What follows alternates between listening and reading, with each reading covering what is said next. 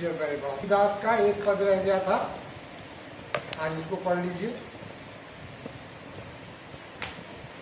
अबलो नसानी अबना न संयो, राम कृपा भव निशा सिरामी, जागे फिर न डसो। पायो नाम चारु चिंतामणि, उर करते न खसयो। श्याम रूप सुचि रुचिर कसौटी, चित कंचन ही कसौटी। परबस जानी हस्यो इन इंद्रिन, निज बस हुए न हसइयो। पन मन मधुकर पन कर तुलसी, रघुपति पद कमल बसई। यहाँ पर तुलसीदास जी ने भगवान से प्रार्थना की है कि आपकी कृपा हो जाए तो मेरा मन रूपी भंवरा राम के चरण कमलों में ही निवास करे। भाव निशा रूपक अलंकार है। भाव माने संसार और निशा माने राम। तुलसीदास जी कहते हैं राम कृपा भाव निशा। राम की कृपा से संसार रूपी रात्रि ठंडी होती है। कहने का भाव यह है कि संसार के माया मोह से छुटकारा मिल गया, अज्ञान का अंधेरा दूर। अबलो नसानी अबना न संयो, अब तक मैं अपने जीवन को नष्ट करता रहा। अंधकार में, माया मोह के अज्ञान के अंधकार में सोता रहा और अपना जीवन होता। लेकिन अब जाग गया हूँ, इसलिए अपने जीवन को नष्ट नहीं होने दूंगा। राम की कृपा से ही ये संभव हो पाया है और अब इस प्रकार से पुनः संसार के भ्रमजाल में नहीं पड़ता। परबस जानी हस्यो इन इंद्रिन, निजबस हुए न हसइयो। अभी तक मन पांचों के बस में था। तुलसीदास जी ने जो लिखा है, मन पांचों के बस पड़ा, मन के बस नहीं पा। बोल दो उसको। पांचों इंद्रियों के बस में बंद था। मन के बस में पांचों इंद्रियां नहीं थी तो खूब हंसी उड़ाती थी।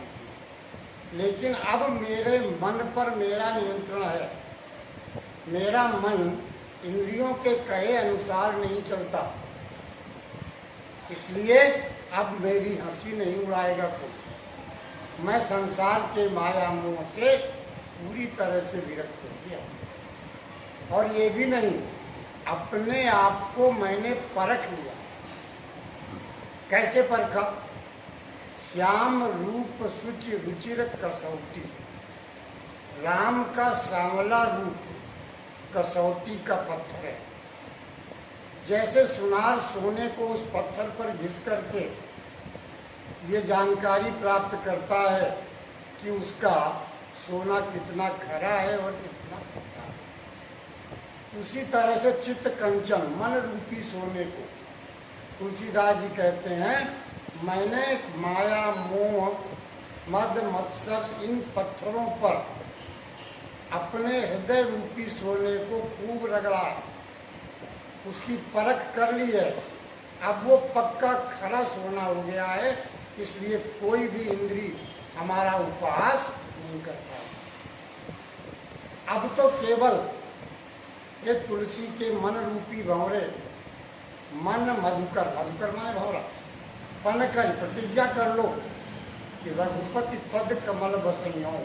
अब केवल राम के कमल रूपी चरणों में ही निवास करूंगा।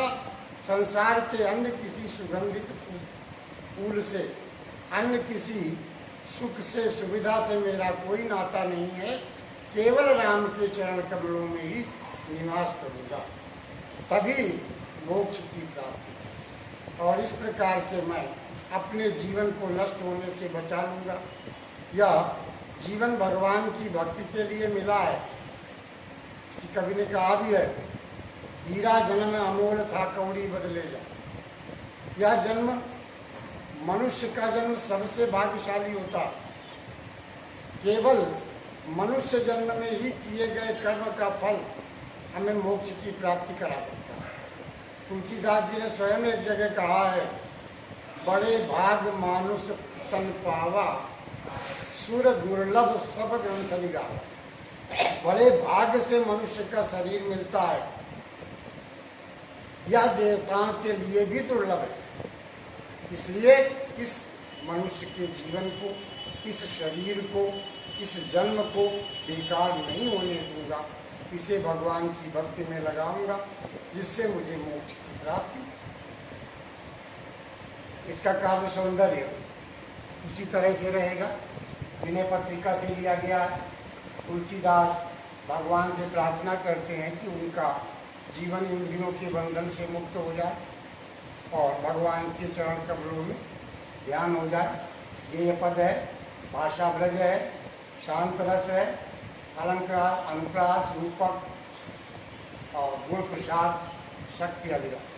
इसको नोट कर लें। पढ़ाना शुरू करेंगे।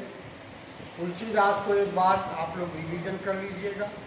अगर कोई चीज़ न समझ में आई हो तो पूछ लीजिएगा। अर्थ मैं नहीं भेजूंगा, लेकिन प्रश्न और उत्तर वो मैं आप लोगों को लिख करके प्रेषित कर दूंगा, तो वो आप याद भी कर लेंगे और अपने होमवर्क में करेंगे।